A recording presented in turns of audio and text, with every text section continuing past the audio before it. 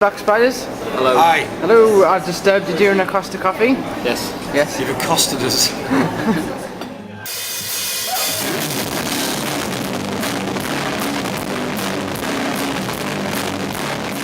Yes, guys. You guys run tour quite a lot. How do you actually maintain your beards?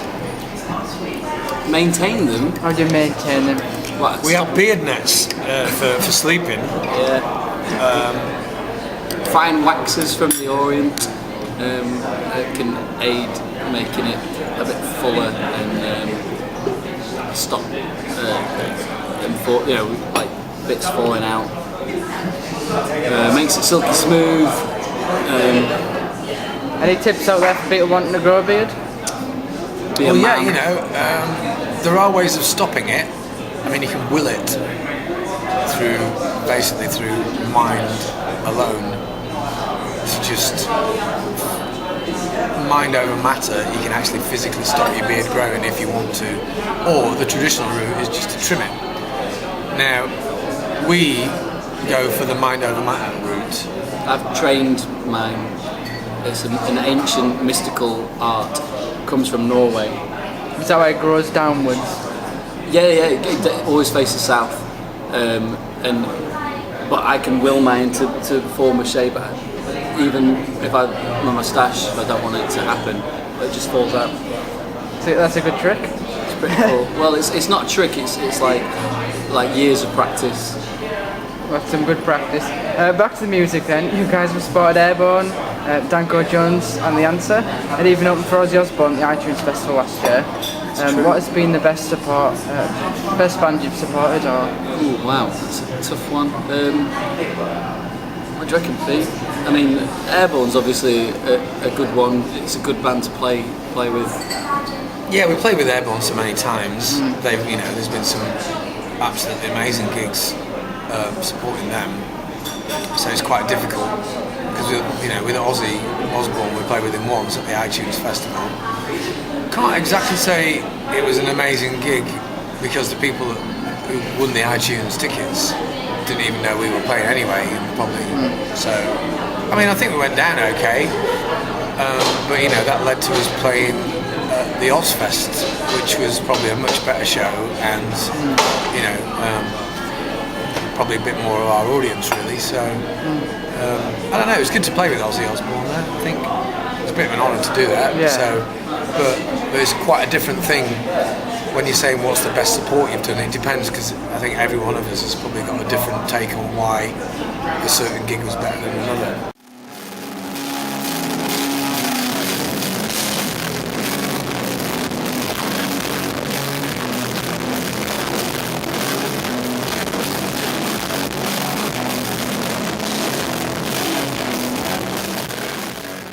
We've only been together about 3 years. Do you ever look back and go, wow, I'm quite proud of what we've done so far?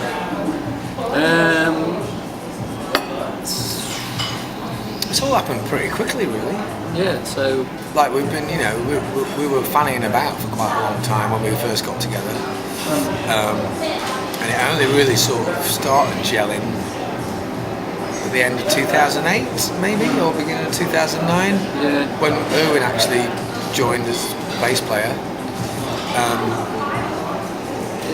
It's not like, I don't know. It's weird because it's not like you sort of constantly bombarded with people saying, "Yo, Black Spiders, you're amazing," or because we all just do our normal routine and get the odd email saying, "Oh, we're in a magazine or something."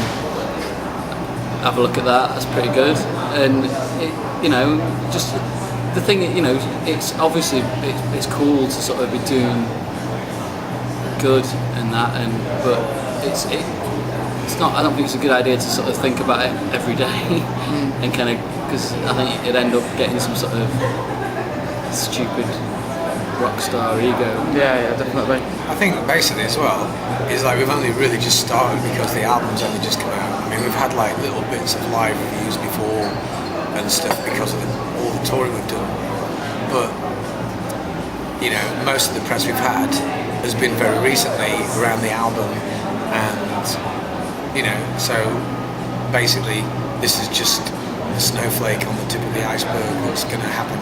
Are you glad So, the like, album's once- finally out there then? Yeah, you know, we've been waiting for it to come out for a while and stuff. You know, we've had plans for it to be out earlier, but that didn't happen for one reason or another.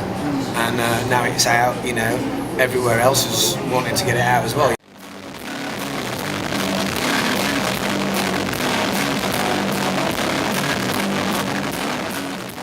Can I just say these cups aren't massive. We're small. We're just very far away. Anyway, you guys have been on tour for quite a while, as I've said before. And you guys, it's alright about the advertising. I'm going to mention Jägermeister here. You guys are sponsored by Jägermeister. Yeah. Jägermeister. How do you like to do you party on tour with that quite a lot? Yeah. Oh yeah. Definitely. We write Sure. songs. We write songs loaded on that stuff. Is that a good inspiration too? It has been. It can also be. What the opposite. Deconstructive. Yeah, it can be quite kind of a Negative. Yeah, 'cause you on can- some band members, it can, the more aggressive members of the band. You can see, because you can drink Jägermeister and forget, like you can forget whole blocks, periods of time, and those are the times when we've written the best songs and we can't remember them. So you know, sometimes it's The world good, won't be able to sometimes hear not. them ones. No, but you know, they've been very supportive anyway. You know, they've been great for us. They kind of gave us, they give us Jägermeister to take out on tour. Whether we can like actually keep it out at all the shows or not is determined by each venue per night. But we try as much as possible to, Spread the love. spread the love and get people loaded as well. It's like Jägermeister are the chicken, and we're the egg. That's a good analogy. Speaking of wild parties then, have you guys got any party tricks? Party tricks. Party tricks? I can control the shape of my beard with my mind. Okay. Anything Party tricks. please? Yeah. Party tricks? No, not really.